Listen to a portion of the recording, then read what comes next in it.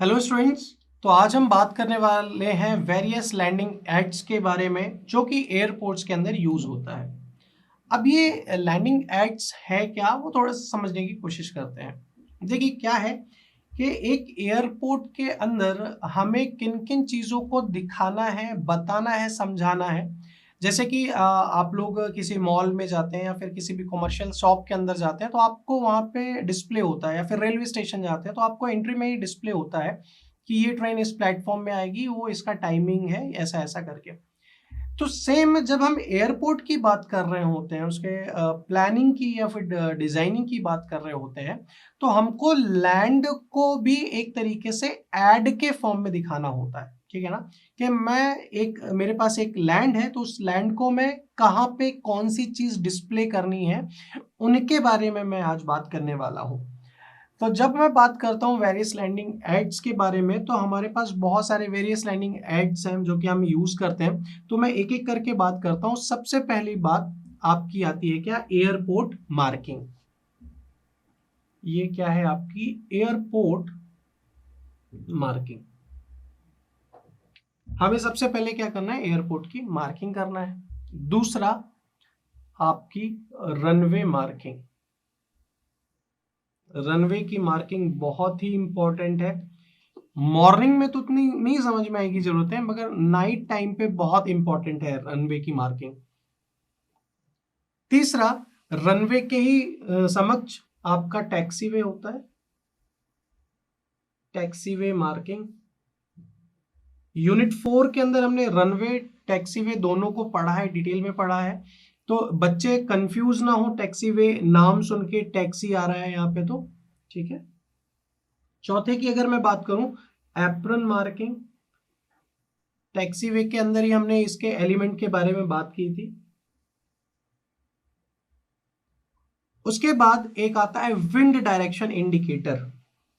Wind direction indicator आप लोगों ने देखा होगा, एक बलून टाइप शेप में रहता है, या फिर एक हॉलो कपड़े को भी यूज करते हैं, जो कि जैसे जैसे हवा चलती तो उस तरीके से हिलता रहता है और हमें ये सुनिश्चित कराता है कि हवा की दिशा किस ओर है।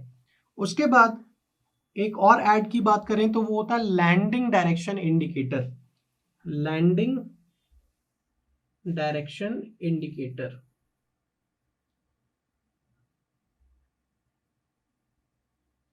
ये हो गया लैंडिंग डायरेक्शन इंडिकेटर। और लास्ट में जो सबसे इंपॉर्टेंट है वो ये कि अगर रात हो गई, दिन में तो ठीक है, हमने सब मार्किंग करके रखी हुई है, बट जब रात हो गई तो रात में क्या, तो उसके लिए एयरपोर्ट लाइटिंग बहुत ही इंपॉर्टेंट टॉपिक है, एयरपोर्ट लाइटिंग। इस लेक्चर के बाद हम कोशिश करेंगे कि हम सबसे पहले इस एयरपोर्ट लाइटिंग को ही डिस्कस करेंगे। और एयरपोर्ट लाइटिंग के अंदर हमारा बहुत टॉपिक है और आता है।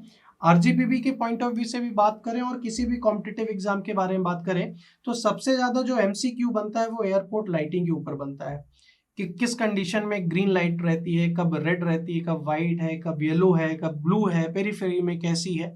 तो ये सारी की सारी चीजों की हम बात करते हैं। खैर, तो जो हमने बात की कि कौन कौन से लैंडिंग एड्स होने चाहिए, तो वो कुछ इस प्रकार से हैं। और एयरपोर्ट के अंदर हर चीज की मार्किंग, लाइटिंग और इंडिकेशन बहुत जरूरी है।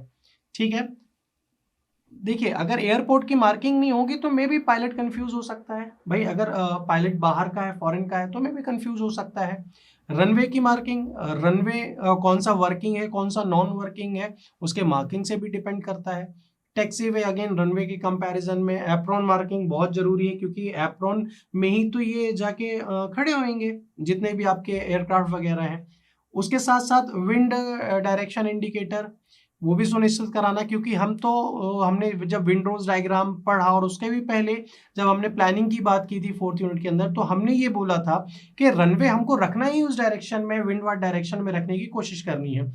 तो विंड की डायरेक्शन का एक इंडिकेशन बहुत जरूरी है। दूसरा लैंडिंग डायरेक्शन इंडिकेशन, की लैंडिंग किस डायरेक्शन में करानी है, करनी है। बहुत बार क्या होता है, एक रनवे है तो कोई दिक्कत नहीं, जब मल्टीपल रनवे होते हैं तो मे भी बहुत कंफ्यूजन क्रिएट हो सकता है। तो और नंबर ऑफ फ्लाइट आती हैं, तो कौन सी फ्लाइट को किस रनवे पे आपको लैंड कराना है, उसका भी एक डायरेक्शन का इंडिकेटर प्रोवाइड कराना बहुत इंपॉर्टेंट है। और लास्ट में अगेन एयरपोर्ट लाइटिंग सबसे इम्पोर्टेंट, बहुत इम्पोर्टेंट है, क्योंकि ऐसा तो है नहीं कि ये मॉर्निंग बेस्ड चीज़ें हों, नाइट बेस्ड होती हैं, 24/7 चलती हैं, तो लाइटिंग भी बहुत इम्पोर्टेंट है। और लाइटिंग इसलिए भी इम्पोर्टेंट है क्योंकि नॉर्मल नाइट्स के अंदर तो ठीक है, बट कभी कभी बारिश हो रही है, कभी कोहरा है, कभी बहुत सारा इंडस्ट्रीज के बहुत सारे आसपास के विसिनिटी में, तो हम इग्नोर करते हैं इंडस्ट्री के पास आसपास ना हो, बट अगर स्मोक वगैरह आ गया है तो वो प्रॉब्लम क्रिएट कर सकते हैं। तो ये कुछ आपके लैंडिंग एड्स थे जिनको हमने एक एक करके डिस्कस किया है, और अगले लेक्चर के अंदर हम कोशिश करेंगे कि एयरपोर्ट लाइटिंग को कंप्लीट करें। तो आज के लिए इतना ही। Thank you very much.